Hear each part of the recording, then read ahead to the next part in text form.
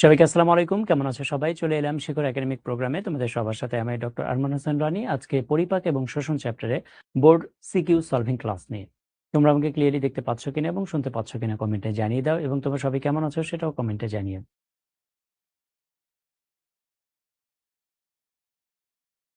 মারুফ, শাহনাজ, পলি, ইয়াসমিন, মেজবা, সজীব, মাসুমা মৌ, মোর্শেদা,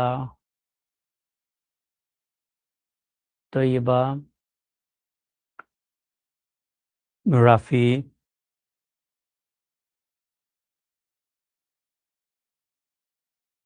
ওকে, হ্যাঁ, ফারহানা, হ্যাঁ, ওয়ালাইকুম আসসালাম। কেমন আছো তোমরা?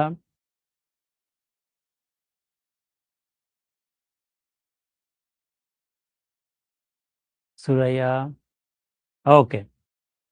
তো হ্যাঁ, আলহামদুলিল্লাহ আমিও ভালো আছি। তো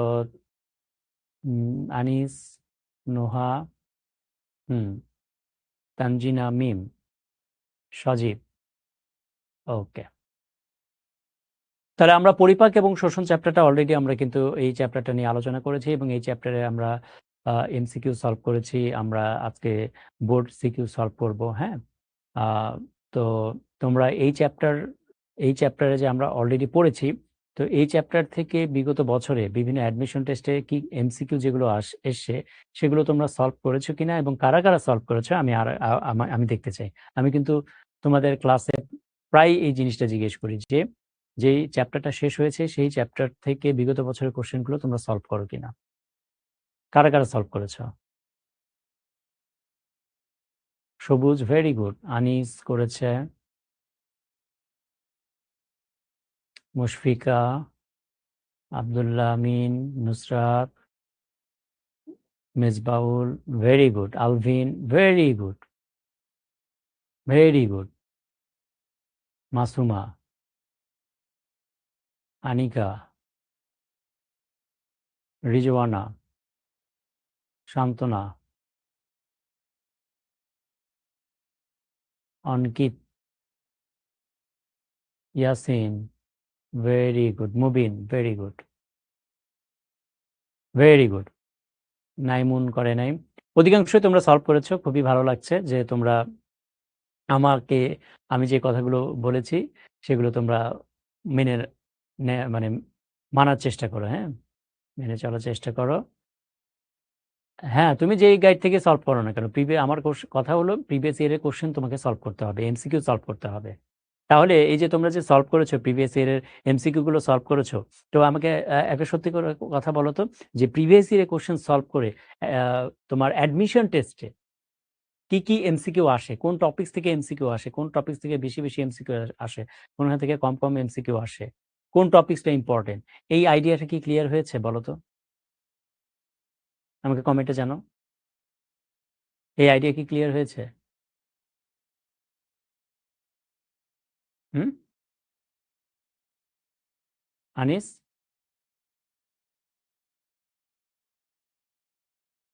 যে কোন টপিকস গুলো ইম্পর্টেন্ট? দেখবে কিছু টপিকস আছে যে টপিকস থেকে ঘুরে ফিরে প্রচুর কোশ্চেন আসে, আবার কিছু টপিকস আছে যেগুলো থেকে কোশ্চেন আসে না। ক্লিয়ার হয়েছে কি? এখন চেষ্টা করলে সম্ভব হবে না কেন? কোনো প্রবলেম নেই।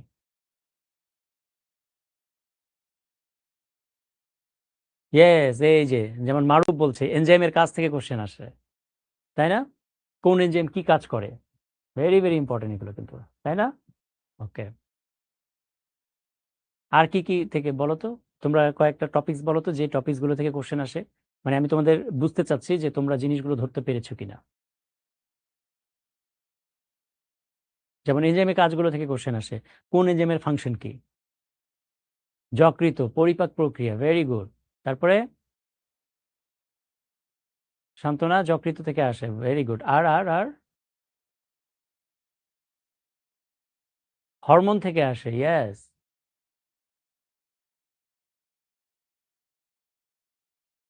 শিখো থেকে যেগুলো এমসিকিউ দিয়েছে এগুলো করলে হবে, কিন্তু previous year must.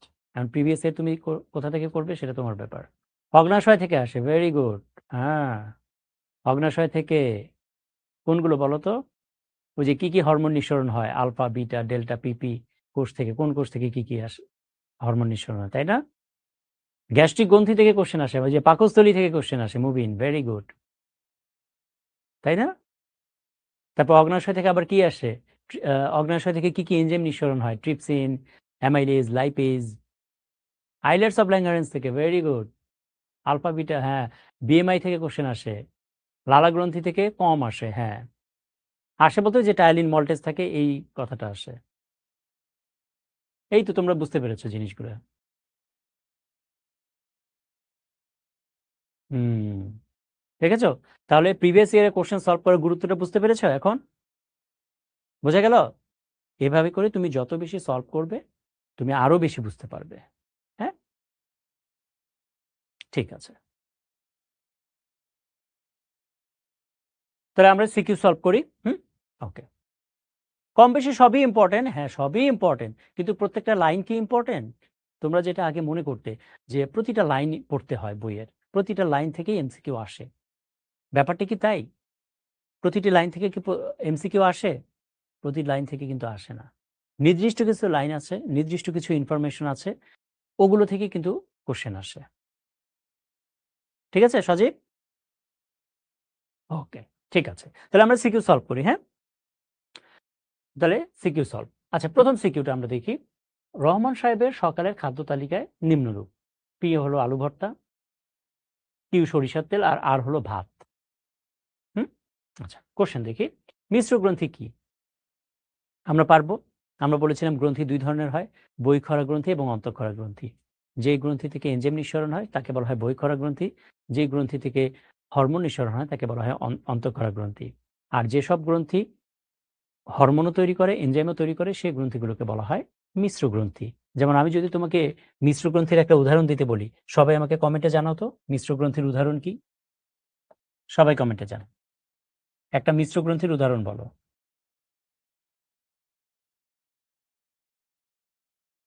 Very good, সবুজ, তাই না? অগ্নাশয়। অগ্নাশয়। তাহলে অগ্নাশয় একটি মিশ্র গ্রন্থি। কেন মিশ্র গ্রন্থি? আমরা কিন্তু অলরেডি বলেছি, তাই না? ওকে। পরের প্রশ্ন, গ্লুকোনিওজেনেসিস কি? গ্লুকোনিওজেনেসিস, গ্লুকোনিও কথাটা তুমি ভাঙো, যদি ভাঙো তাহলে দেখো কিভাবে গ্লুকো মানে কথাটা এসে গ্লুকোজ থেকে। হুম? গ্লুকোজ থেকে। হুম?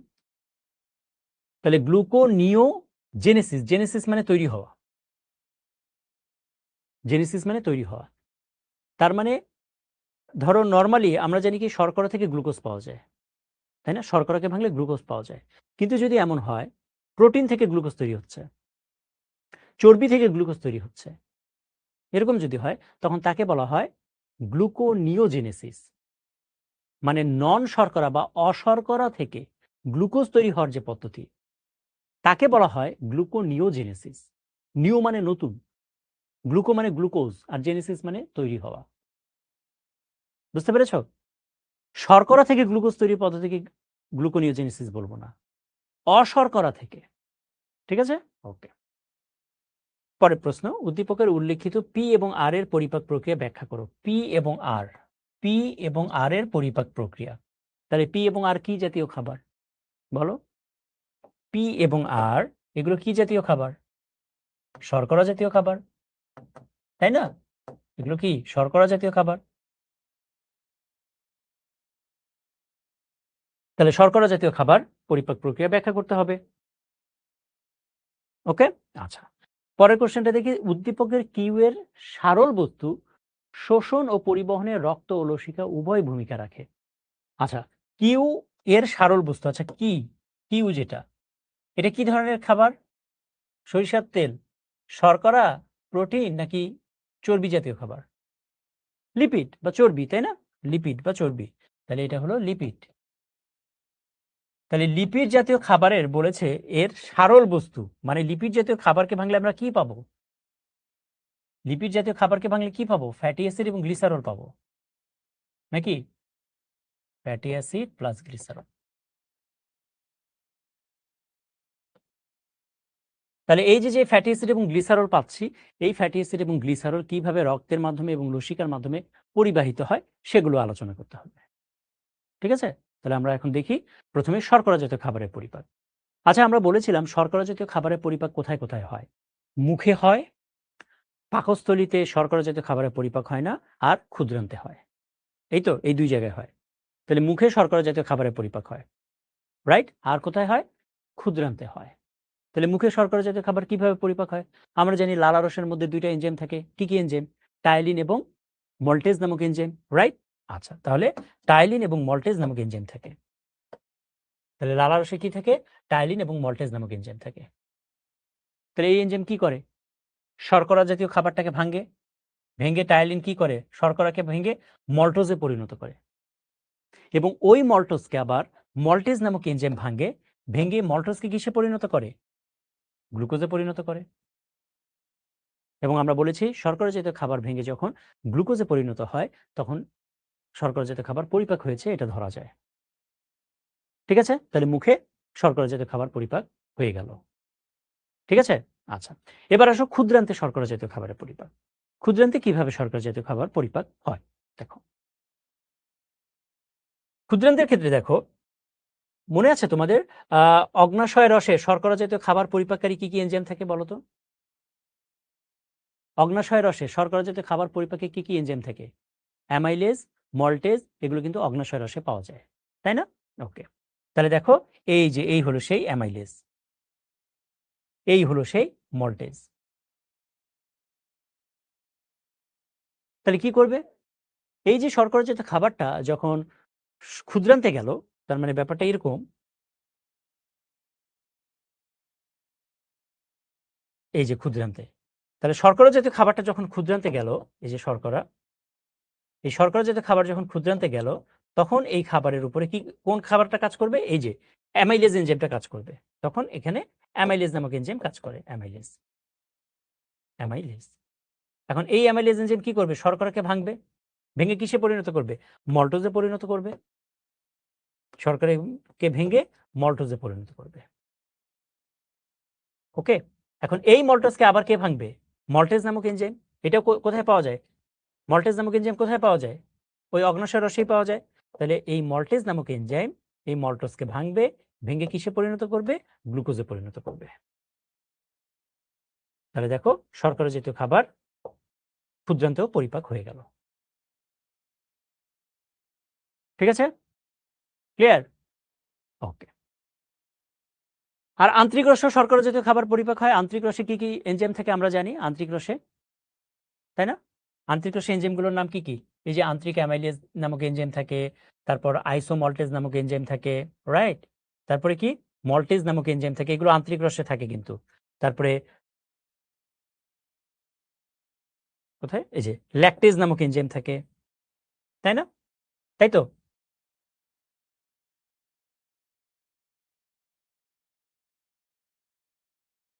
ওকে, রাইট?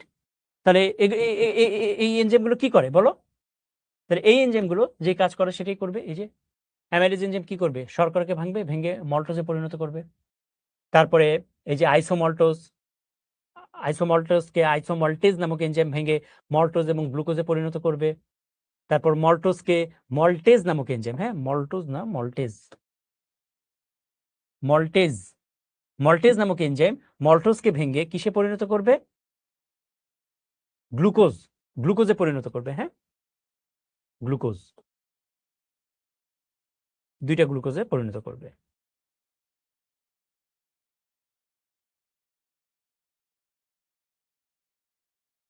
এই যে গ্লুকোজে পরিণত করলো। ওকে? তারপরে দেখো সুক্রোজকে সুক্রেজ নামক এনজাইম, সুক্রেজ এনজাইমের নাম কি? সুক্রেজ।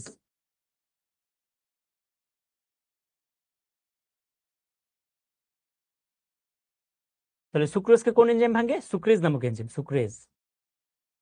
তাহলে সুক্রেজ এনজাইম ভেঙে সুক্রোজকে কিসে পরিণত করে? গ্লুকোজ এবং ফ্রুক্টোজে পরিণত করে। হুম? তারপরে ল্যাকটোজ, ল্যাকটোজকে ল্যাকটেজ নামক এনজাইম ভাঙে। ল্যাকটেজ নামক এনজাইম ভেঙে গ্লুকোজ এবং গ্যালাক্টোজে পরিণত করে। ঠিক আছে? তাহলে এভাবে করে পরিপাকগুলো হয়।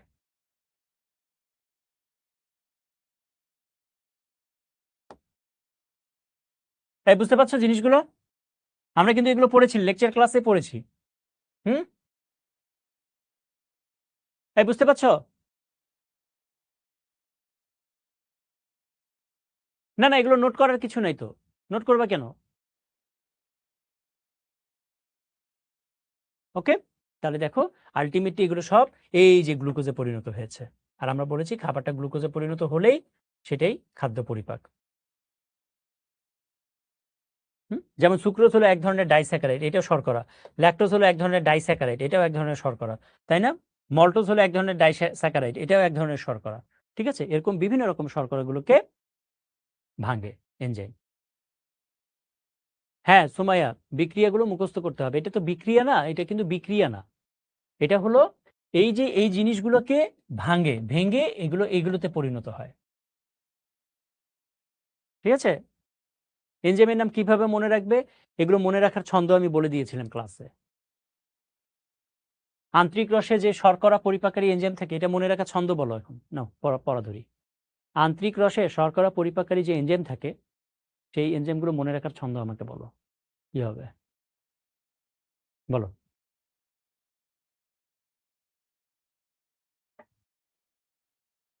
কি মনে আছে?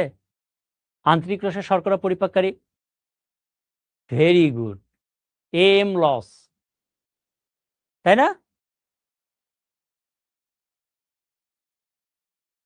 মনে আছে? আর অগ্নাশয় রসে শর্করা পরিপাককারী এনজাইম এম, ঠিক আছে। ওকে, এখন আসো চর্বি জাতীয় খাবার, যে চর্বি জাতীয় খাবার কিভাবে শোষিত হয় সেটা নিয়ে আমরা একটু আলোচনা করি। আচ্ছা,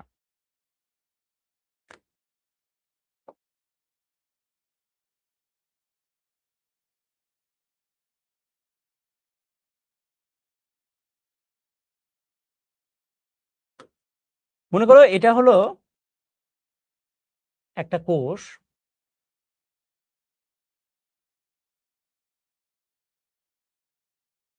এটা হলো কোষ, আর এটা হলো লসিকা নালী।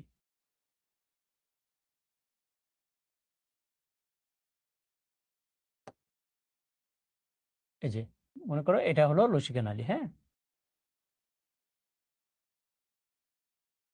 এটা হলো লসিকা নালী। আর এর চারপাশে থাকে হলো, ধরো এটা হলো ধমনী,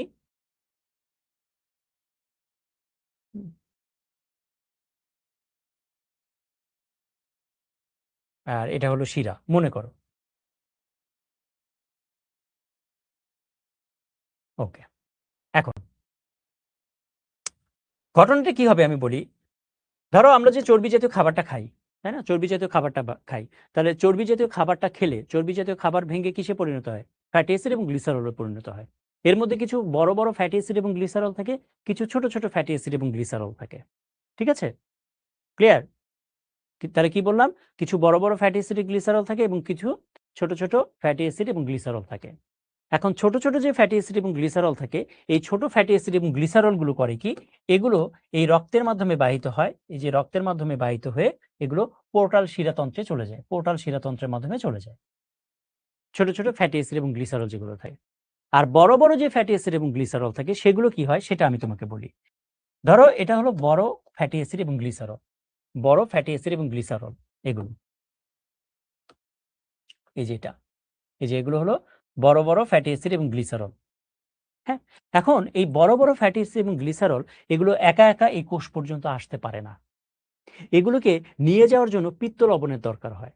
তাহলে পিত্ত লবণ করে কি, এগুলোর চারপাশে এসে এভাবে করে, এগুলোর চারপাশে এসে এই যে এইভাবে করে একে ঘিরে ধরে পিত্ত লবণ, এই যে এইভাবে করে ঘিরে ধরে। হ্যাঁ, এই বড় বড় যে ফ্যাটি অ্যাসিড এবং গ্লিসারল থাকে, এই বড় বড় ফ্যাটি অ্যাসিড এবং গ্লিসারলের চারপাশে পিত্ত লবণ এসে এভাবে ঘিরে ধরে, ঘিরে ধরে দেন এটাকে এই পর্যন্ত নিয়ে যায়, এই যে এগুলোকে এই পর্যন্ত নিয়ে যায়, এই যে এই পর্যন্ত নিয়ে যায়। তাহলে এই যে যে জিনিসটা তৈরি হলো, এটাকে কি বলে সবাই আমাকে কমেন্টে জানো। এই যে যে জিনিসটা তৈরি হলো, এই জিনিসটার নাম কি? সবাই আমাকে কমেন্টে জানিয়ে দাও।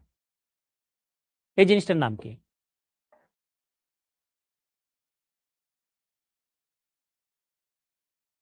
বলো, এই জিনিসটার নাম কি?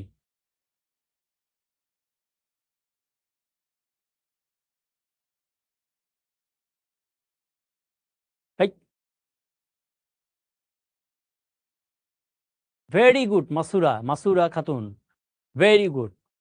চর্বি মাইট দেব, এই জিনিসটার নাম হলো এখন মাইসেলি। চর্বি তো এটাই ছিল, এই যে এই গোল জিনিসটা ছিল চর্বি, কিন্তু এর চারপাশে এখন কি জমা হলো? এর চারপাশে এখন পিত্ত লবণ জমা হলো না, এই যে পিত্ত লবণগুলো জমা হলো। তাহলে এই যে পিত্ত লবণ যে জমা হলো এর চারপাশে, এখন এই পুরো জিনিসটাকে আমরা কি বলবো? এই পুরো জিনিসটার নাম কি? এই পুরো জিনিসটার নাম হলো মাইসেলি। তাহলে মাইসিলি আকারে এই বড় ফ্যাটি অ্যাসিড এবং গ্লিসারল যাবে কোন পর্যন্ত যাবে? এই পর্যন্ত। এখানে এসে এই যে পিত্ত লবণগুলো, এই পিত্ত লবণগুলো সরে যাবে, সরে গিয়ে এই ফ্যাটি অ্যাসিড এবং গ্লিসারলটা পুরোটা এখানে ঢুকে যাবে। তাহলে পিত্ত লবণ আর নাই, তাহলে পুরোটাই এখানে কি চলে গেল? ফ্যাটি অ্যাসিড এবং গ্লিসারল চলে গেল। ফ্যাটি অ্যাসিড এবং গ্লিসারল আলাদাভাবে ফ্যাটি অ্যাসিড এবং গ্লিসারল চলে গেল। পরবর্তীতে হবে কি? এই যে আলাদাভাবে যে ফ্যাটি অ্যাসিড, মানে বড় যে ফ্যাটি অ্যাসিড চলে গেল, হ্যাঁ, বড় যে ফ্যাটি অ্যাসিড চলে গেল, এই দুইটা আবার নিজেদের সাথে মিলিত হবে। মিলিত হয়ে এরা ট্রাইগ্লিসারাইড তৈরি করবে, মানে চর্বি তৈরি করবে। Triglyceride, triglyceride.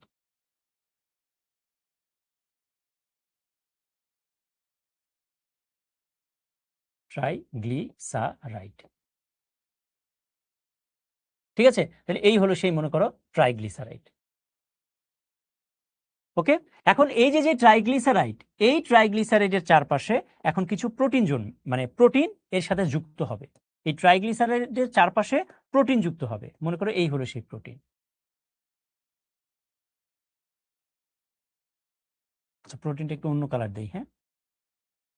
তাহলে কি বললাম? ট্রাইগ্লিসারাইডের চারপাশে প্রোটিন তৈরি, মানে প্রোটিন যুক্ত হবে, এই হলো সেই, মনে করো, প্রোটিন। তখন এই জিনিসটাকে আমরা কি বলি বলো তো? তখন এই জিনিসটার নাম কি হয়? এই যে ট্রাইগ্লিসারাইডের চারপাশে যে প্রোটিন যুক্ত হলো, তখন এই পুরো জিনিসটাকে আমরা কি বলি বলো?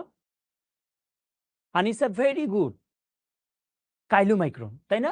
তখন এইটাকে আমরা বলছি কাইলোমাইক্রন। কাইলোমাইক্রন।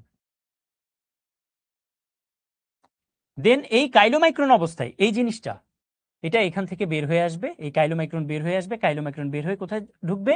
লসিকা নালীতে প্রবেশ করবে। এই হলো সেই লসিকা নালী। তাহলে লসিকা নালীর মধ্যে এখন কাইলোমাইক্রন প্রবেশ করলো। এই যে কাইলোমাইক্রন এখন লসিকা নালীর মধ্যে প্রবেশ করলো। দেন এই কাইলোমাইক্রন আকারে এটা লসিকা নালী দিয়ে তারপরে পরিবাহিত হয়ে কোষ পর্যন্ত চলে যাবে।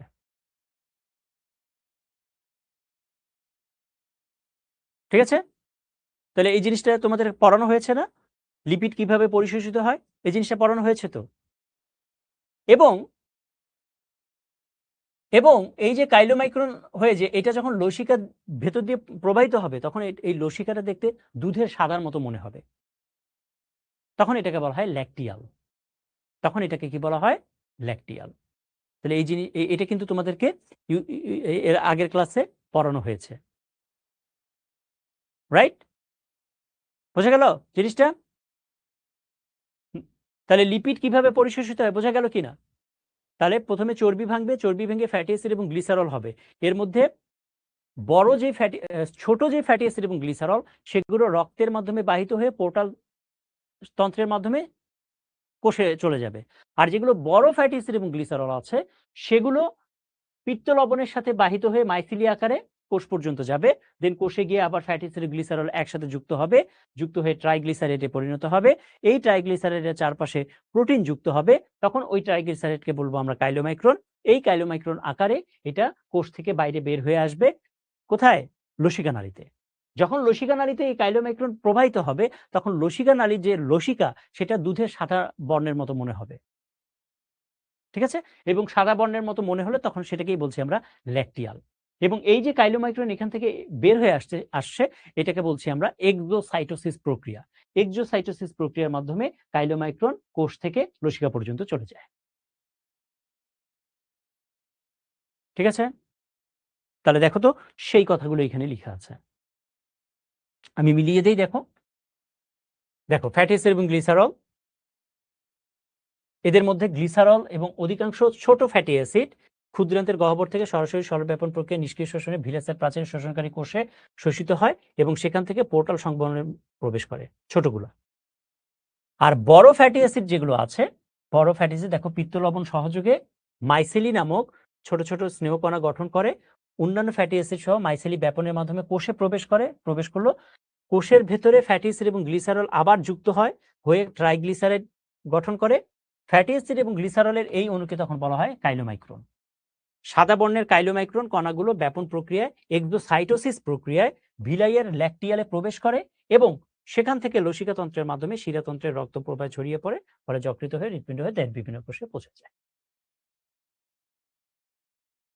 ঠিক আছে, বোঝা গেল? বলো তাহলে লিপিডের বিষয়টা তোমরা বুঝতে পেরেছো কিনা, কমেন্টে জানো। বলো, সবাই ক্লিয়ার? হুম, বোঝা গেল? এটা কিন্তু এগুলো কিন্তু আমরা লেকচার ক্লাসে পড়েছিলাম, লেকচার ক্লাসে পড়ানো হয়েছিল। মাসুমা, ইলমা, এগুলো পড়ানো হয়েছে। আবার আবার আবার বুঝাতে গেলে তো এই একটা প্রশ্ন নিয়েই শেষ করতে হবে ক্লাস। এগুলো লেকচার ক্লাসের পড়া। ওকে, ঠিক আছে। এবার আসো দ্বিতীয় 2 নাম্বার কোশ্চেনটা সলভ করি আমরা।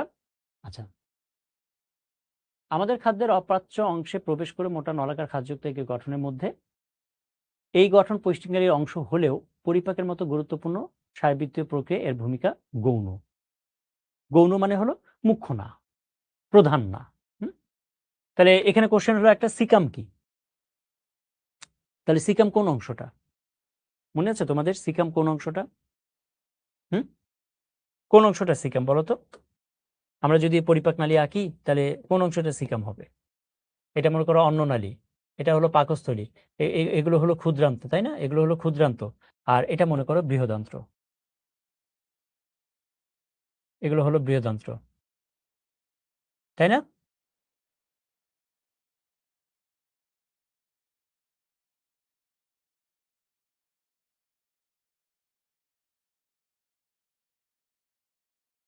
হুম,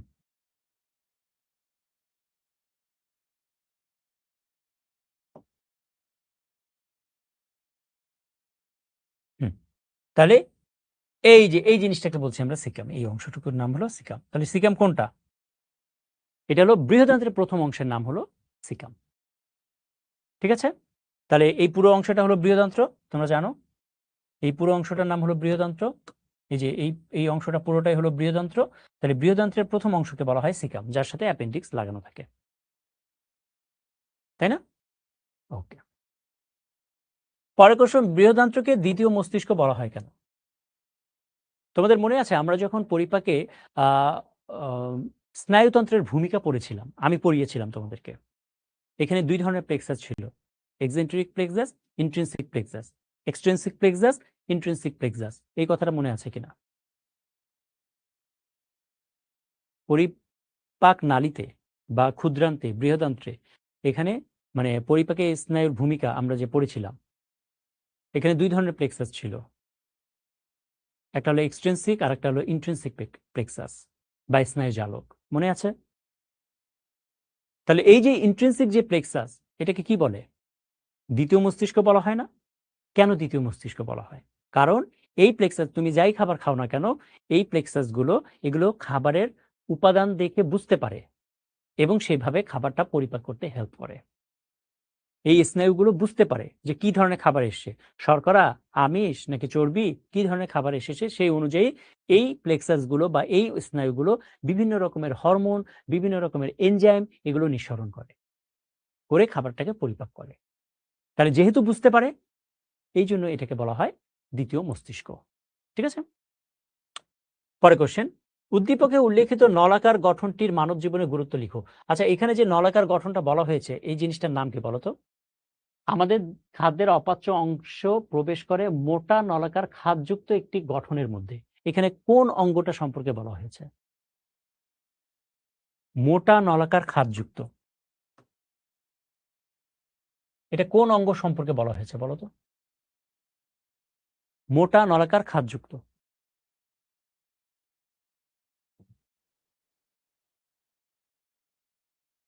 লাইবা, ভেরি গুড। ইশরাক, ইলমা, Habiba, very good.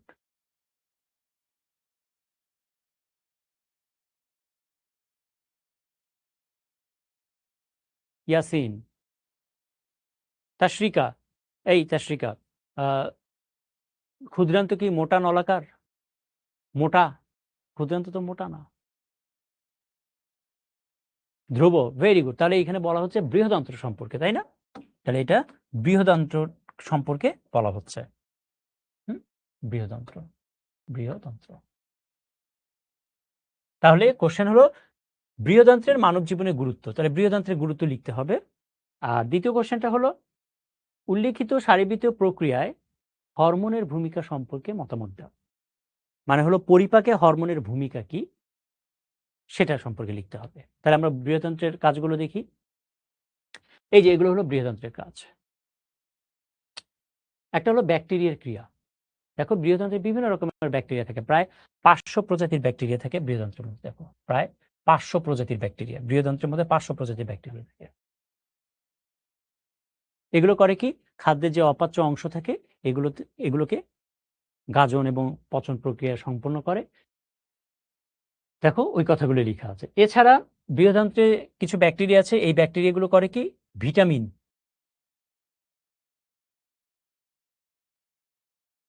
Vitamin K, vitamin বি12 এবং ফলিক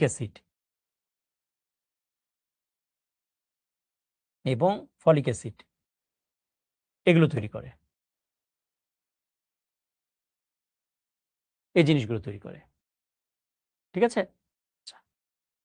তারপর কি শোষণ, ক্ষুদ্রান্ত থেকে আগত পরিপাক বর্জ্য পানির প্রায় 70 থেকে 80% অভিস্রাবণের মাধ্যমে বৃহদন্ত্রে শোষিত হয়। তার মানে বৃহদন্ত্রে পানি শোষিত হয়। ঠিক আছে, ওকে। ক্ষরণ, বৃহদন্ত্রের মিউকাসের স্তরে অবস্থিত গবলেট কোষ মিউকাস ক্ষরণ করে এবং বৃহদন্ত্রের অভ্যন্তরভাগ পিচ্ছিল রাখে। তাহলে গবলেট কোষের কাজ হলো, গবলেট কোষ সবচেয়ে বেশি কোথায় থাকে? বৃহদন্ত্রের মধ্যে থাকে, তাই না? এবং বৃহদন্ত্রের মধ্যে থেকে গবলেট কোষ কি করে? পিচ্ছিল পদার্থ ক্ষরণ করে। এতে করে হয় কি, এই যে অপাচ্য অংশটা, এই অপাচ্য অংশ খুব ইজিলি, এই যে গবলেট কোষ ক্ষরণ, যে পিচ্ছিল পদার্থ ক্ষরণ করে, এই যে গবলেট কোষ তো এখানে পিচ্ছিল পদার্থ ক্ষরণ করে, তাহলে এটা পিছলা থাকে। তাহলে এই যে অপাচ্য খাদ্যগুলো, সেই খাদ্যগুলো ইজিলি এদিক দিয়ে এদিক দিয়ে এদিক দিয়ে এদিক দিয়ে এদিক দিয়ে এদিক দিয়ে এদিক দিয়ে এদিক দিয়ে এদিক দিয়ে এদিক দিয়ে যেতে পারে। ঠিক আছে, ওকে।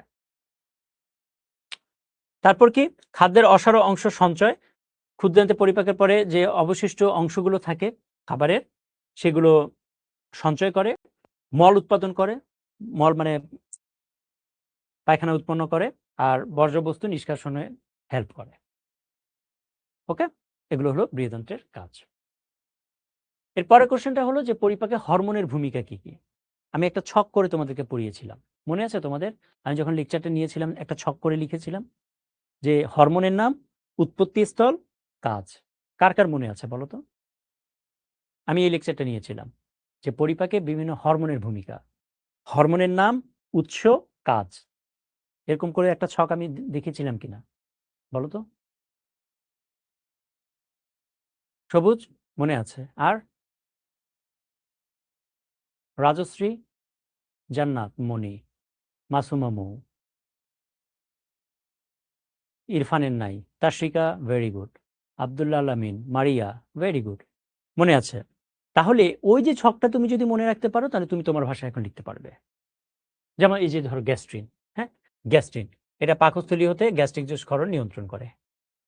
তারপর সিক্রেটিন, সিক্রেটিন কি কাজ করে? কাজগুলো লিখে দিবা। আরো যদি পারো যে সিক্রেটিন কোথা থেকে নিঃসরণ হয়, এটি হলো প্রথম আবিষ্কৃত হরমোন, এই কথাবার্তাগুলো লিখে দিবা। কোলিসিস্টোকাইনিনের কাজ কি, তারপরে সোমাটোস্ট্যাটিনের কাজ কি, এন্টারোকাইনিনের কাজ কি, প্রত্যেকটার কাজ কিন্তু ওই ছকের মধ্যে লেখা ছিল। তো ওই কাজগুলোই এভাবে করে তুমি তোমার মতো করে লিখবে। কিভাবে লিখবে? ওই যে ছক করে লিখবে না, জিনিসটা বর্ণনা করে লিখবে। যেমন সিক্রেটিন, এটি হলো প্রথম আবিষ্কৃত হরমোন। হ্যাঁ, এই হরমোনটা ক্ষুদ্রান্ত থেকে নিঃসৃত হয়। তারপরে এই হরমোন পরিপাকের সময় অগ্ন্যাশয়রস এবং পিত্তরস ক্ষরণে উদ্দীপনা যাবে, হয়ে গেল। না না, ছক আকারে লিখবা না, নাও, ছক আকারে লিখা যাবে না, লিখতে হবে এরকম বর্ণনা আকারে। ঠিক আছে, তাহলে তুমি যদি ওই ছকটা মনে রাখো, তাহলে বর্ণনা আকারে লেখাটা তোমার জন্য ইজি। না, হরমোনগুলো মনে রাখার কোনো ট্রিক্স নেই। হরমোনগুলোর নামগুলো কঠিন। এগুলো পড়তে, পড়তে মুখস্থ হয়ে যাবে। কয়টা লিখা লাগবে? সবগুলোই টাচ করবে। সবগুলোই লিখতে হবে তো।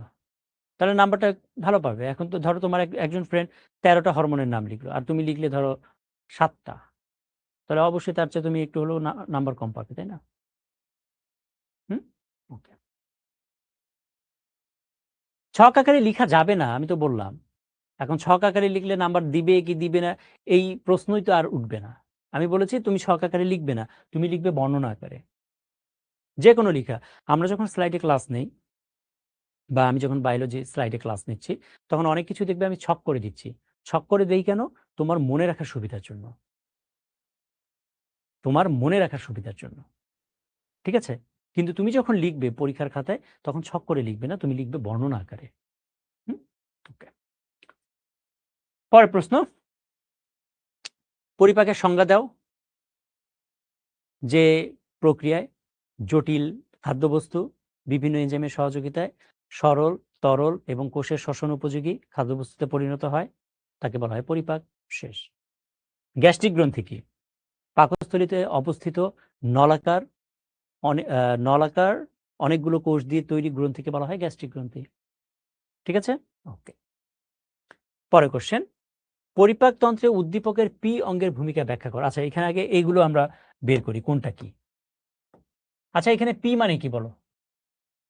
এখানে পি মানে কি? আর মানে কি আর কিউ মানে কি বলো? পি মানে কি, আর মানে কি এবং কিউ মানে কি? বলো কোনটা কি?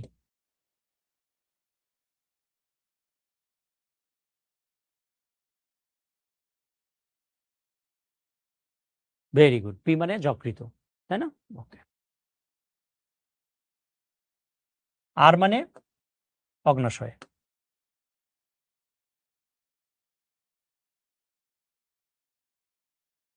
আর কিউ মানে পিত্তথলি।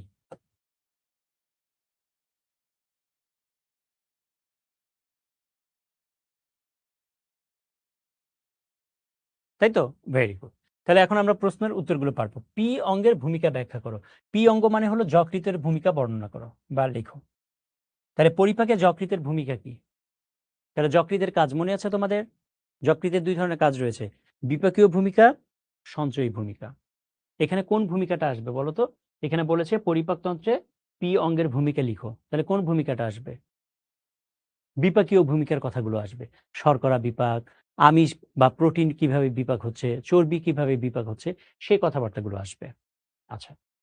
খাদ্য পরিপাকে চিত্রের আর এবং কিউ এর উপর নির্ভরশীল। খাদ্য পরিপাকে চিত্রের আর কিউ এর উপর নির্ভরশীল। আর মানে হলো অগ্নাশয় পিত্তথলির উপর নির্ভরশীল। বিশ্লেষণ কর। তাহলে কিভাবে হবে? অগ্নাশয় পিত্তথলির উপর কিভাবে নির্ভরশীল হয়? তার মানে হলো ওই যে অগ্নাশয় চর্বি জাতীয় খাবার পরিপাকের জন্য অগ্নাশয় থেকে যে লাইপেজ এনজাইম নিঃসরণ হয়, এটাকে সক্রিয় করে কে? এই পিত্ত রস। এবং পিত্তরস আরেকটা কি কাজ করে? চর্বি জাতীয় খাবারটাকে ভেঙে ছোট, ছোট টুকরাতে পরিণত করে ইমালসিফিকেশন প্রক্রিয়ায়। তাই না? ওই কথাগুলো এখানে চলে আসবে। ঠিক আছে?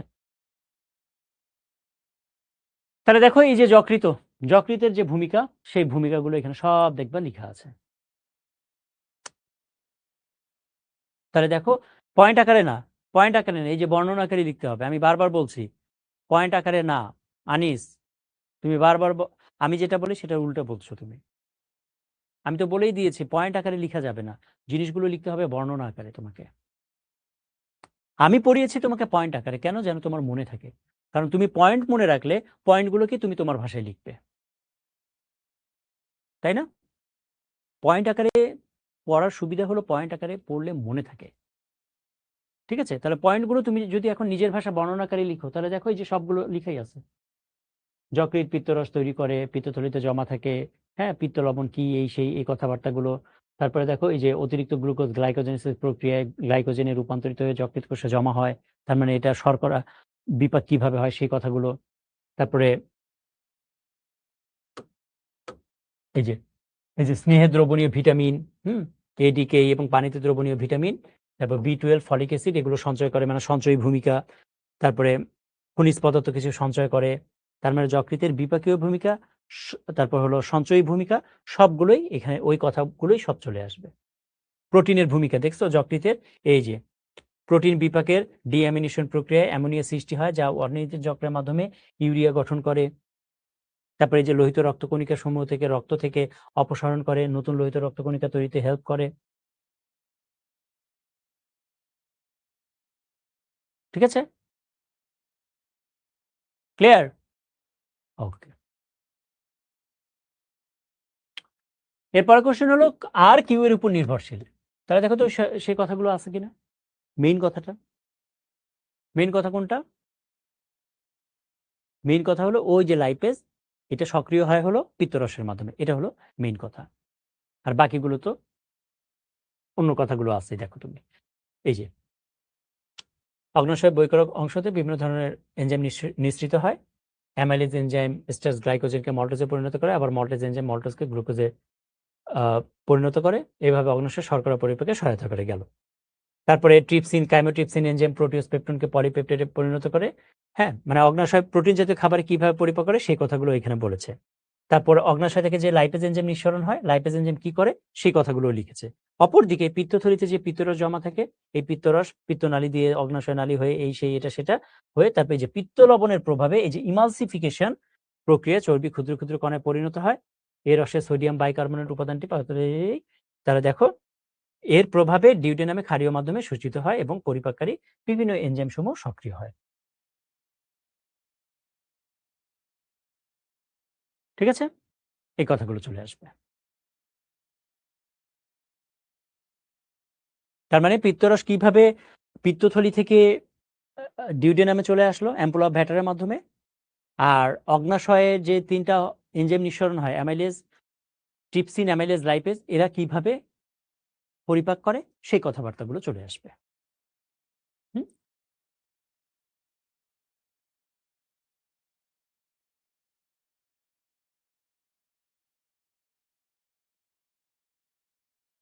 আচ্ছা, তুমি যদি পয়েন্ট লিখতে চাও, হ্যাঁ পয়েন্ট লিখতে পারবা, কিন্তু পয়েন্ট লিখলে তোমাকে বর্ণনা লিখতে হবে।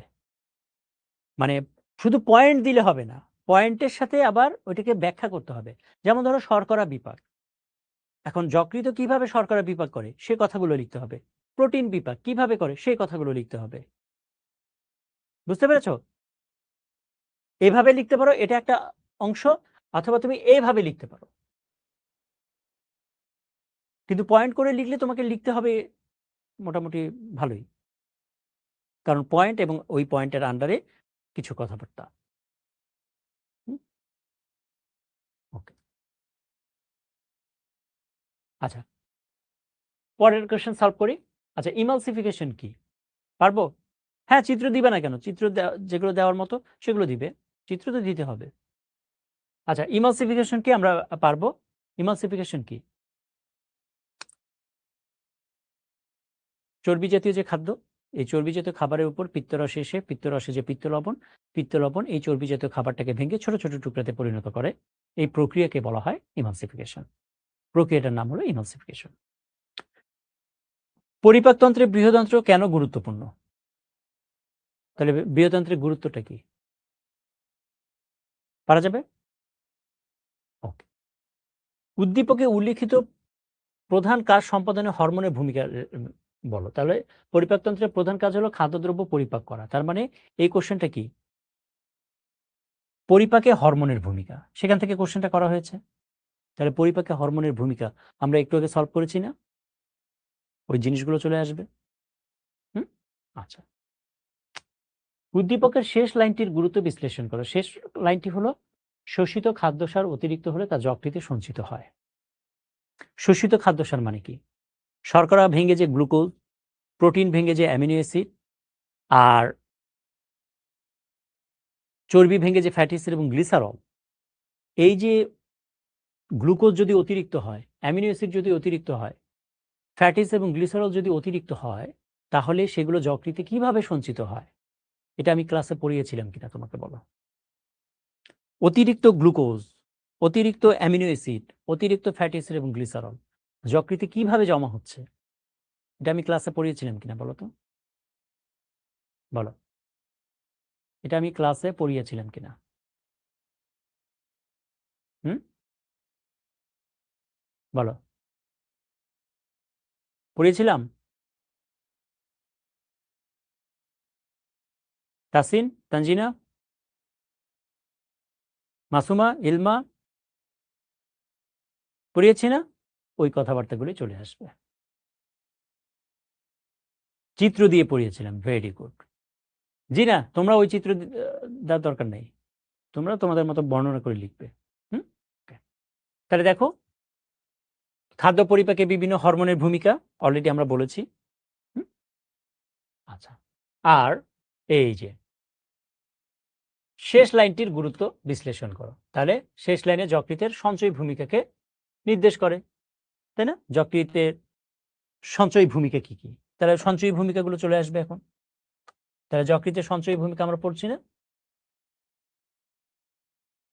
যকৃতের সঞ্চিত ভূমিকা কি কি? সঞ্চিত ভূমিকা রয়েছে কি কি জিনিস সঞ্চয় করে যকৃত? গ্লাইকোজেন সঞ্চয় করে, রক্ত সঞ্চয় করে, ভিটামিন সঞ্চয় করে, খনিজ দ্রব্য সঞ্চয় করে, চর্বি, অ্যামিনো অ্যাসিড সঞ্চয় করে, তাই না? ওই কথাবার্তাগুলো চলে আসবে। ঠিক আছে? হুম, ক্লিয়ার?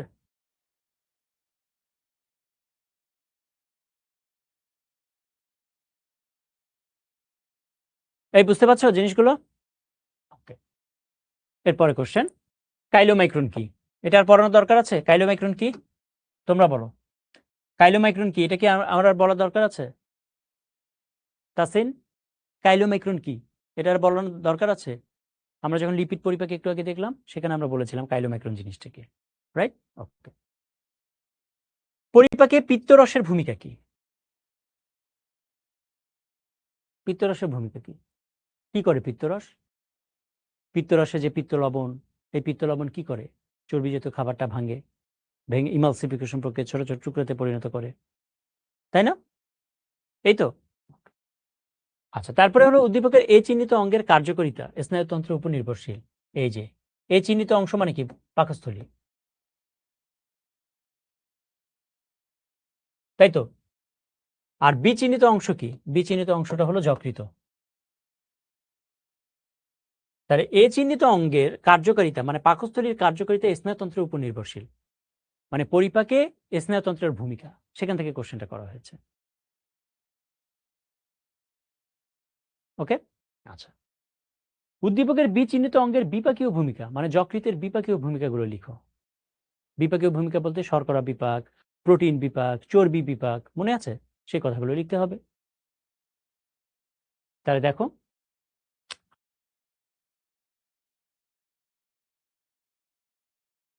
পাকস্থলীতে স্নায়ুতন্ত্রের ভূমিকা বা পরিপাকে স্নায়ুতন্ত্রের ভূমিকা কি?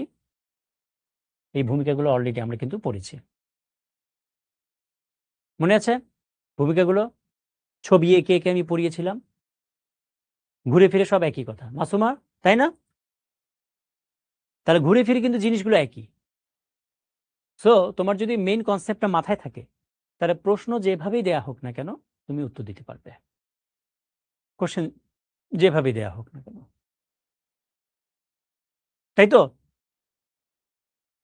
ওকে, এই যে এখানে দেখো ওই কথাটা লিখা আছে। আচ্ছা, আর বিচিহ্নিত অংশ বলতে যকৃতের বিপাকীয় ভূমিকাগুলো আলোচনা করতে হবে। তাহলে কি কি বিপাকীয় ভূমিকা? শর্করা বিপাক, প্রোটিন, ফ্যাট বিপাক, তাপ উৎপাদন করে, বিষ অপসারণ করে, হরমোন ভাঙে। হুম, তাই তো। তো এগুলো আসবে, এই কথাগুলো আসবে, এগুলো কিন্তু পারা যাবে, এগুলো পড়ানো হয়েছে, নতুন করে বোঝানোর কিছু নাই। আমরা জাস্ট মানে উদ্দীপক দেয়া থাকলে আমরা কিভাবে পয়েন্টগুলো ধরবো সেটা হলো ইম্পর্টেন্ট, কারণ তোমরা তো থিওরিটিক্যাল এই জিনিসগুলো পড়েছো, এগুলো আমরা পড়িয়েছি, তাই না? সবুজ সব পারে। আচ্ছা, এরপরে কোশ্চেনটা দেখি, ভাত ও মাছ। আচ্ছা, আচ্ছা, আমরা কি একটু ব্রেকে যাব? হুম, আচ্ছা, আমরা একটু ব্রেকে যাই, হ্যাঁ? ব্রেক থেকে এসে তারপরে 6 নাম্বারটা আমরা সলভ করব। একটু ব্রেকে যাই তাহলে। তোমরা অনেকে ব্রেক নিচ্ছ। আচ্ছা, আমরা 2:50 চলে আসি, হ্যাঁ? 2:50। তারপরে আমরা বাকিগুলো সলভ করব।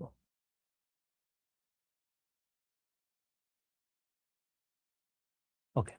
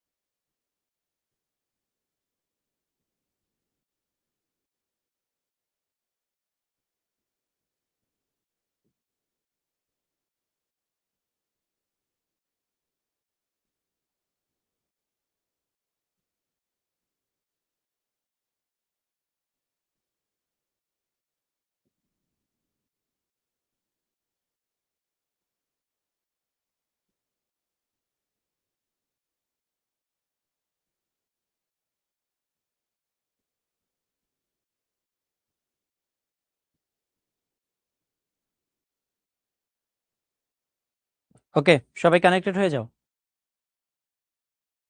সবাই আসছো? হুম,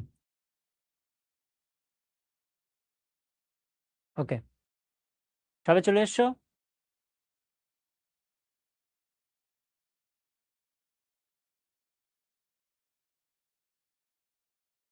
ওকে,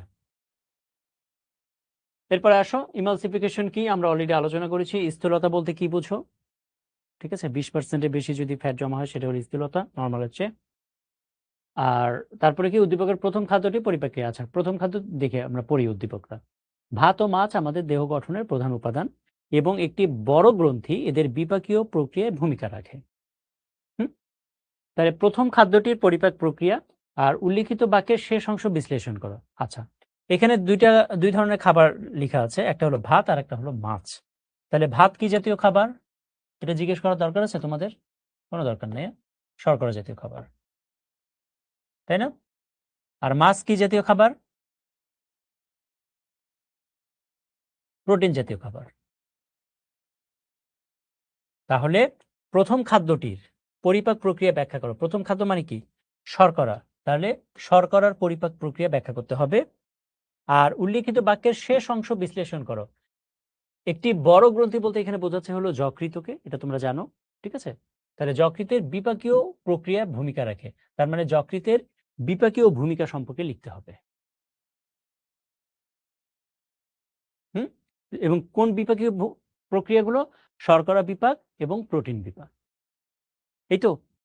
তাহলে ওই কথাগুলো এখন চলে আসবে, দেখো তাহলে কিভাবে তোমার শর্করা জাতীয় খাবার পরিপাক হচ্ছে আমরা অলরেডি আলোচনা করেছি না? প্রথমের দিকে এই শর্করা জাতীয় খাবার কিভাবে পরিপাক হয় এগুলো আলোচনা করেছিলাম, তো ওই কথাগুলো এখানে চলে আসবে। ওকে, দেখো, আর শর্করা বিপাক এবং প্রোটিন বিপাক। তাহলে যকৃতের শর্করা বিপাক মনে আছে তোমাদের? গ্লাইকোজেনেসিস, গ্লুকোনিওজেনেসিস, গ্লাইকোজেনোলাইসিস, এই তো শর্করা বিপাক। প্রোটিন বিপাকের মধ্যে কি কি আছে মনে আছে? অর্নিথিন চক্র, রাইট? তাহলে ওই কথাবার্তাগুলো এখানে চলে আসবে। আমি ছবি আগে একে পড়িয়েছিলাম না, ওই কথাটাই চলে আসবে। তোমার মাথায় যদি ছবি মনে থাকে তাহলে তুমি এইটার উত্তর দিতে পারবে। ঠিক আছে, ক্লিয়ার? ছবিটা মাথায় থাকলে তুমি এই বর্ণনাগুলো লিখতে পারবে না? পারবে তো। এই বর্ণনাগুলো লেখাটা ইজি। তাহলে এগুলো আর আমি নতুন করে পড়াচ্ছি না, এগুলো আমরা অলরেডি পড়েছি। পরীক্ষাতে কি এই কয়টা টপিকের ভিতরেই তো প্রশ্ন থাকে। তুমি এখনো বুঝতে পারছো না যে কোশ্চেনগুলো কোন কোন টপিক থেকে থাকে? পরিপাক প্রক্রিয়া থেকে থাকে। শর্করা পরিপাক, আমিষ পরিপাক, চর্বি পরিপাক বা প্রোটিন লিপিড পরিপাক, এবং এগুলো শোষণ, বিশেষ করে চর্বি বা লিপিড শোষণ কিভাবে হচ্ছে, যকৃতের সঞ্চয়ী ভূমিকা, বিপাকীয় ভূমিকা, এখান থেকে কোশ্চেন থাকে। আর একটা হলো পরিপাকে হরমোনের ভূমিকা। এই তো ঘুরে ফিরে তো এই জিনিসগুলোই। হুম, ওকে।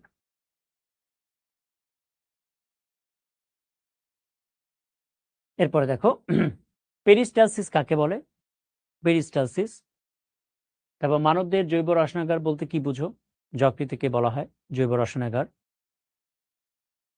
উদ্দীপকের তন্ত্রের থলিটি দেহ থেকে অপসারণ করলে কি ঘটবে? এই যে পিত্তথলি আর কি, এখানে পিত্তথলির কথা বলেছে। পিত্তথলি যদি আমরা দেহ থেকে অপসারণ করি, ওই যে পিত্তথলিতে পাথর হয় না অনেকের, পাথর হলে পিত্তথলি অপারেশন করে না? তোমাদের কি কেউ আছে যে যার পিত্তথলি অপারেশন হয়েছে? কে আছে দেখি? পিত্তথলি বা গল ব্লাডার অপারেশন হয়েছে তোমাদের মধ্যে কেউ আছে দেখি? তাহলে ওকেই আমি জিজ্ঞেস করব, ও যে উত্তরটা দিবে সেটাই সঠিক। দেখি কার গল ব্লাডার অপারেশন হয়েছে দেখি। আচ্ছা, আলভিনের বাবার হয়েছে। আর তোমাদের কাছ থেকে আমি উত্তরটা নিব। ইশরাতের চাচ্চুর হয়েছে, অবন্তীর মামার হয়েছে, জয়িতার দাদার হয়েছে, আনিস, ওকে, দুরন্তর দাদি। ওকে, তারপর হাবিবার তার বাবার হয়েছে। আচ্ছা, তোমরা আমাকে বলো তো যে অপারেশন যে হয়েছে, গলব্লাডার অপারেশন হয়েছে, তাদেরকে ডাক্তার উপদেশ দিয়েছে কিছু। কাকে কি উপদেশ দিয়েছে আমি দেখি। এই যে আলভিন বলেছে, তার ডাক্তার বলেছে তেল চর্বি জাতীয় পদার্থ বিশেষ করে গরুর মাংস খেতে নিষেধ করেছে। ওকে, বাকিদের বলো তো কি উপদেশ দিয়েছে ডাক্তার। চর্বি জাতীয় খাবার, ইয়াসিন বলেছে পরিপাকে প্রবলেম হবে, চর্বি পরিপাক হবে না। না, ডাক্তার কি বলেছে? তোমার যে অনেকে বললে না তোমার বাবা বা তোমার দাদা বা তোমার চাচুর অপারেশন হয়েছে। তাশরিকা, ইয়েস, তাশরিফা চর্বি জাতীয় খাবার কম খাওয়ার জন্য বলেছে। নাইমুন চর্বি জাতীয় খাওয়া বারণ। তারপরে আর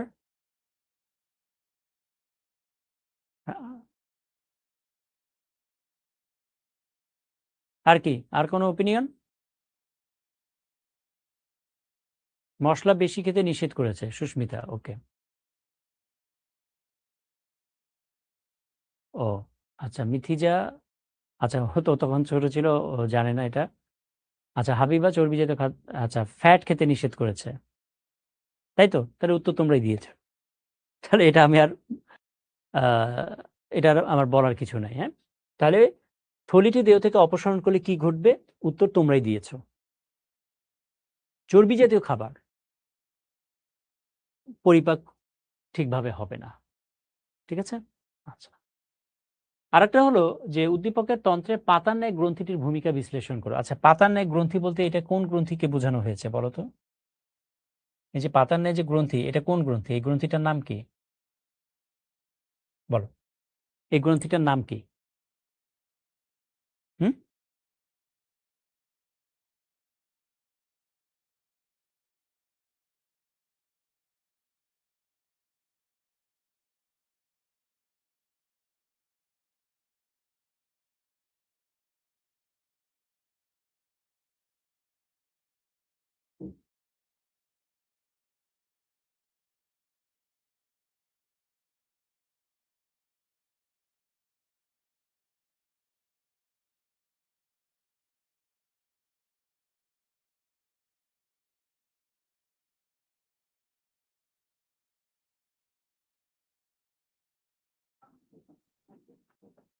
অগ্নাশয়, ভেরি গুড, অগ্নাশয়।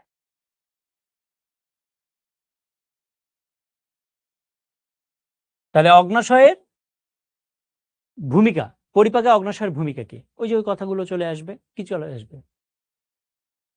অগ্নাশয় থেকে কি কি এনজাইম নিঃসরণ হয়? Trypsin, amylase, lipase. এর মধ্যে অ্যামাইলেজের কাজ হলো শর্করা পরিপাক করা, ট্রিপসিনের কাজ হলো প্রোটিন পরিপাক করা, লাইপেজের কাজ হলো চর্বি জাতীয় খাবার পরিপাক করা, তাই না? এই কথাটা চলে আসবে। তারপরে তোমার ইনসুলিন, গ্লুকাগন, এই হরমোনগুলো কি ফাংশন বা কি কাজ করে, এই জিনিসগুলো চলে আসবে। তাহলে আমরা দেখি, এই যে তাহলে পিত্তথলি অপারেশন হলে বা শরীর থেকে যদি বাদ দিয়ে দেওয়া হয়, তাহলে কি কি সমস্যা হবে, এই কথাগুলো এখানে লেখা আছে। দেখো, এই যে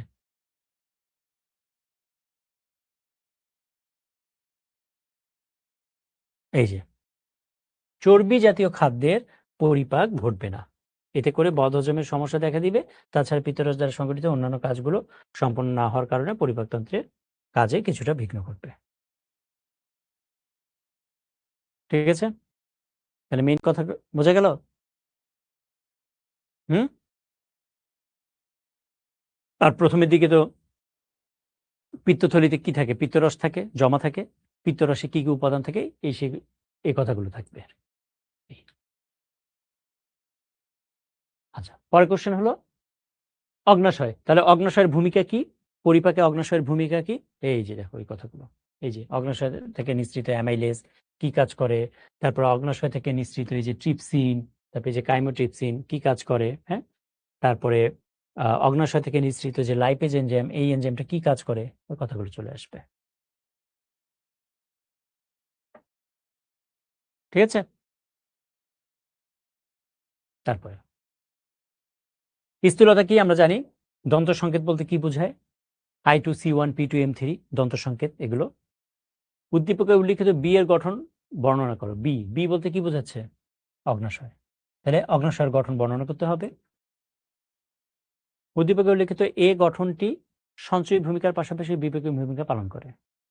মানে যকৃত, এই যকৃতের সঞ্চয় এবং বিপাকীয় ভূমিকা দুইটাই লিখতে হবে।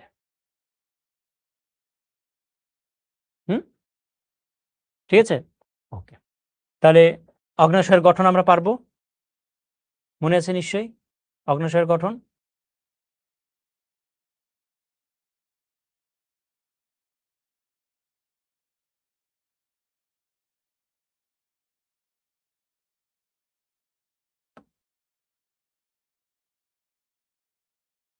মনে আছে?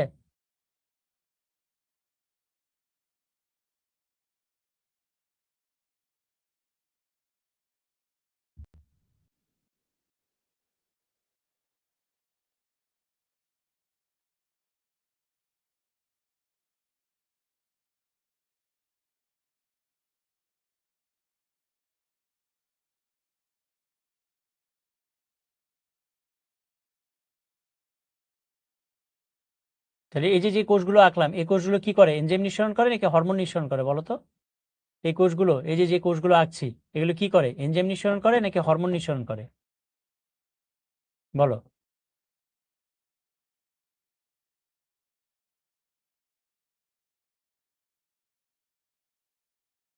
এনজাইম নিঃসরণ করে, তাই না? Very good. আর এখন যেগুলো আঁকবো এগুলো কি করে সেটা তোমরা বলবে। হ্যাঁ, এখন যে কোষগুলো আঁকছি এই কোষগুলো কি করে? হরমোন নিঃসরণ করে, তাই না? আলফা, বিটা, ডেল্টা, পিপি, এই যে।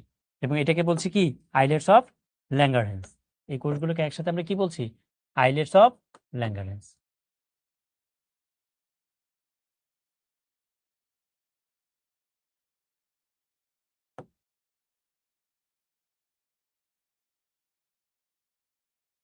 ওকে, তাহলে এটা হলো এর অভ্যন্তরীণ গঠন। আর বাহ্যিক গঠনের মধ্যে কি আছে? এর মাথা, গ্রীবা, লেজ, এই তিনটা অংশে ভাগ করা হয়। এই তো, এই কথাবার্তাগুলো চলে আসবে। ওকে, তাহলে দেখো এই কথাগুলো এখানে লেখা আছে। এই যে মস্তক, দেহ, লেজ তিনটা অংশে ভাগ করা যায়, এই সেই এগুলো।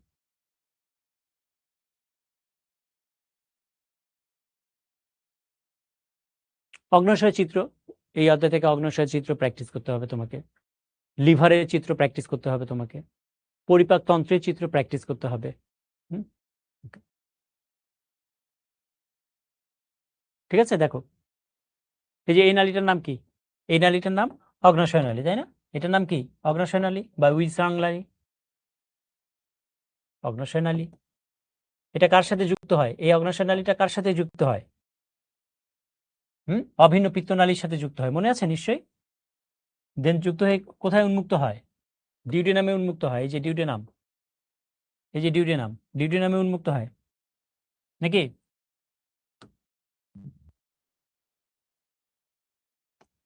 এই যে এটা হলো অভিন্ন পিত্তনালী, অভিন্ন পিত্তনালী হয়ে অ্যাম্পুলা ভ্যাটারের মাধ্যমে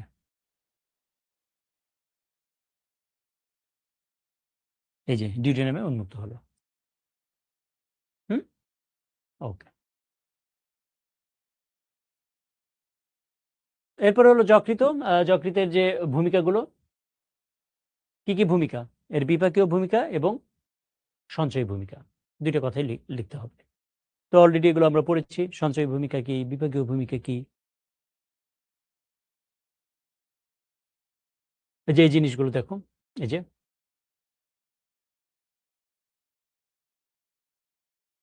সঞ্চয় এবং বিপাকীয় ভূমিকাগুলো সব লিখে আছে। একবার রিডিং পড়ে নাও, জাস্ট একবার রিডিং পড়ো, এগুলো পড়লেই হবে, আর কিছু লাগবে না এগুলো।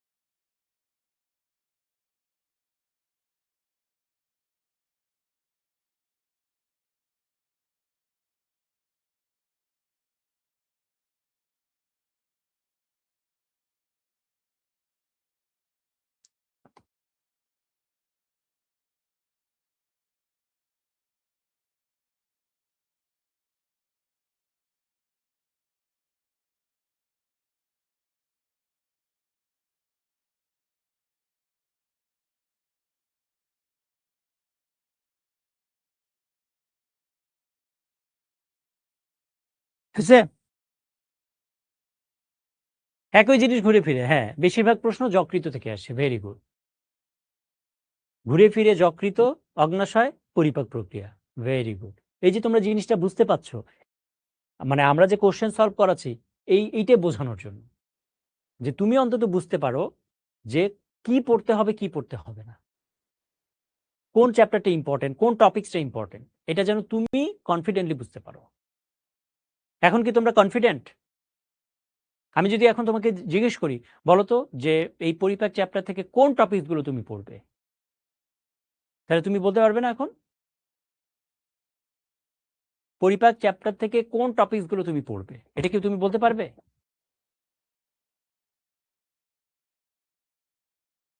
পরীক্ষার জন্য কোন টপিকস ইম্পোর্টেন্ট? তুমি নিজে বলতে পারবে না? পারবে তো? Very good. এটাই দরকার। হ্যাঁ? ওকে।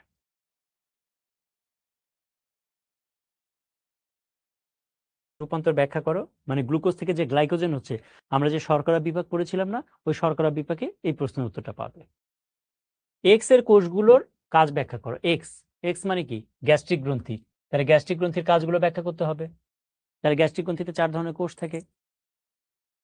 অক্সেন্টিক প্যারাইটাল বা অক্সেন্টিক কোষ, চিপ বা জাইমোজেনিক কোষ, মিউকাস কোষ, আর্জেন্টাফিন কোষ। তাহলে কোন কোষের কি কাজ লিখতে হবে। প্যারাইটাল কোষের কাজ হাইড্রোক্লোরিক অ্যাসিড তৈরি করা, চিপ বা জাইমোজেনিক কোষের কাজ হলো পেপসিনোজেন নিঃসরণ করা, মিউকাস কোষের কাজ হলো মিউসিন নিঃসরণ করা, আর্জেন্টাফিনের কোষের কাজ হলো সেরোটোনিন তৈরি করা। এই তো এই জিনিসগুলো। আচ্ছা, উল্লেখিত ওয়াই অবস্থানটির জন্য শুধুমাত্র খাদ্য গ্রহণই দায়ী নয়। আচ্ছা, বিএমআই হলো এটা। আচ্ছা বলো তো, এটা যে বিএমআই, এটা তাহলে বি কোন স্তরে পড়বে? এটা কোন স্তর? এটা কি স্বাভাবিক, নাকি অতিরিক্ত ওজন, নাকি স্থূলতার প্রথম স্তর, দ্বিতীয় স্তর, তৃতীয় স্তর? বলো। হুম, এটা কোন স্তরে পড়বে? স্থূলতার, ভেরি গুড, প্রথম স্তর, তাই না?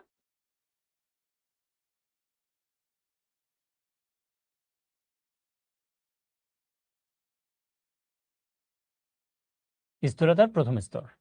তাহলে কোশ্চেন হলো, স্থূলতার প্রথম স্তরের জন্য শুধুমাত্র খাদ্য গ্রহণই দায়ী নয়, মানে শুধু খাওয়ার জন্য এটা হচ্ছে না। বিশ্লেষণ করা। ওকে, তাহলে এই কথাগুলো এই যে এখানে চলে আসছে। হুম,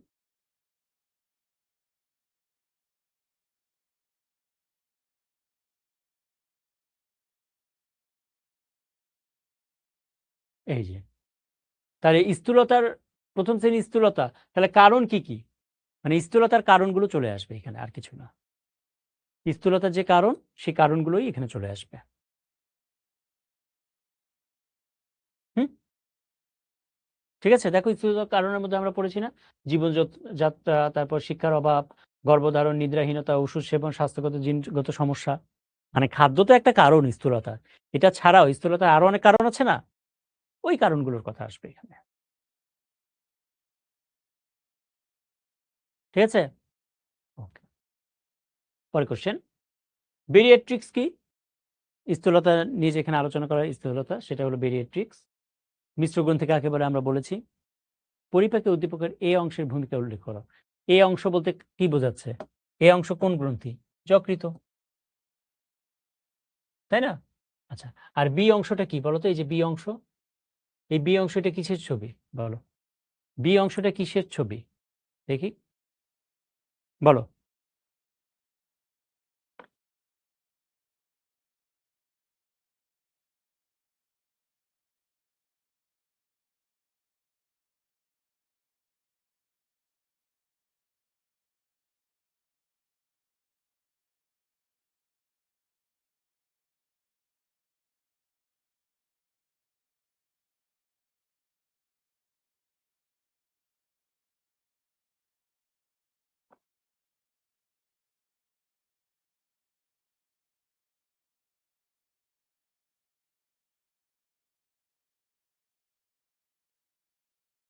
কিসের ছবি? ভেরি গুড, এই অগ্ন্যাশয়, দেখছো?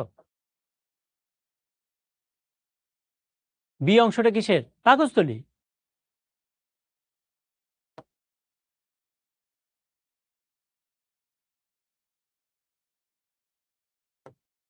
পাকস্থলী, তাই না? এখন আসো। তাহলে পরিপাকে উদ্দীপকের এ অংশের ভূমিকা উল্লেখ করো। তাহলে পরিপাকে মানে হলো বিপাকীয়। তাহলে যকৃতের বিপাকীয় ভূমিকাগুলো লিখতে হবে। আচ্ছা, তারপরে হলো বি অংশটিতে আমিষ ও লিপিড জাতীয় খাদ্যের পরিপাক হলেও শর্করা পরিপাক হয় না, বিশ্লেষণ করো। তার মানে পাকস্থলীতে চর্বি জাতীয় খাবার কিভাবে পরিপাক হয়, আমিষ জাতীয় খাবার কিভাবে পরিপাক হয়, এই কথাগুলো লিখতে হবে। এবং এখানে কেন শর্করা জাতীয় খাবার পরিপাক হয় না, কারণ পাকস্থলীতে শর্করা জাতীয় খাবার পরিপাকের কোনো এনজাইম থাকে না। তাহলে যকৃতের বিপাকীয় ভূমিকাগুলো দেখো, পড়ো, একবার রিডিং দিলেই হবে। ওই একই কথা, ঘুরে ফিরে সেই একই কথা।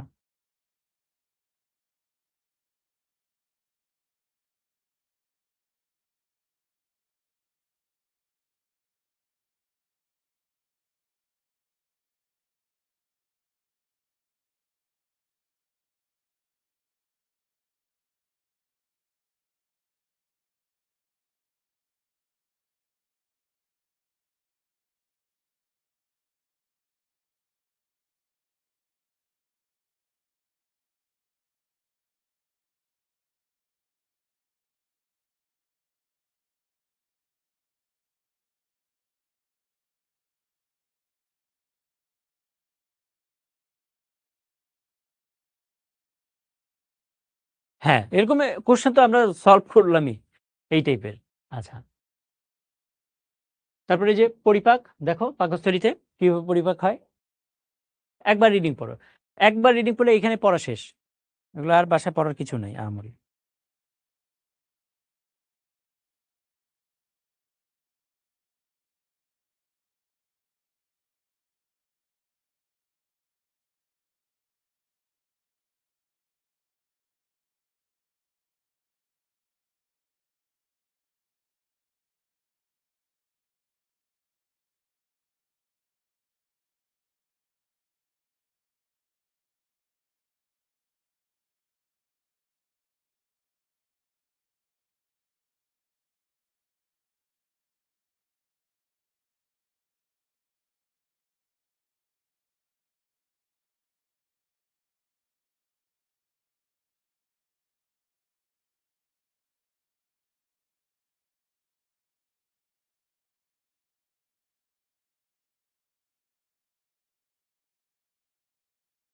ওকে, এই যে আমিষ পরিপাক, স্নেহ পরিপাক পাকস্থলীতে কিভাবে হয়।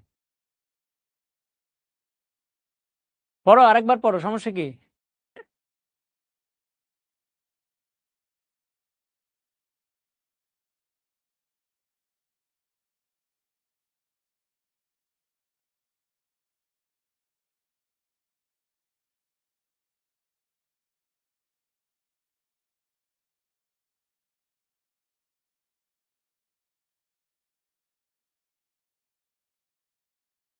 ওকে,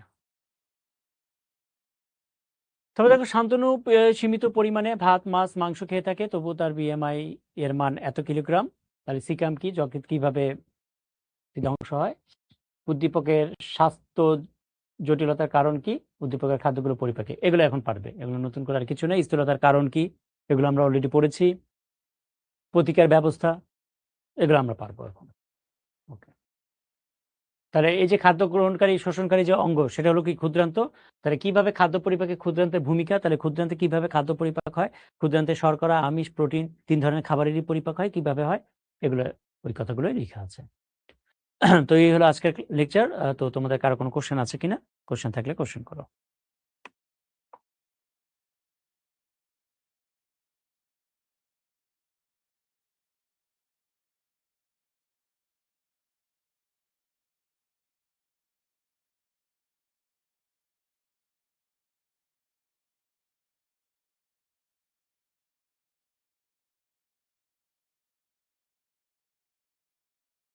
ওকে, নাই?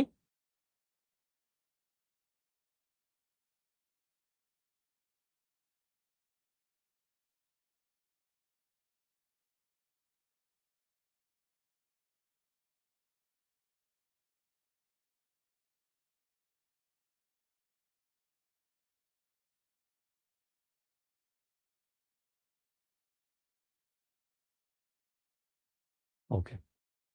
তো ঠিক আছে? ওকে। তো ঠিক আছে। সবাইকে অসংখ্য ধন্যবাদ জানিয়ে আমরা তাহলে আজকের ক্লাসটা এখানেই শেষ করছি। সবাই তোমরা ভালো থেকো, সুস্থ থেকো। আল্লাহ হাফেজ সবাইকে।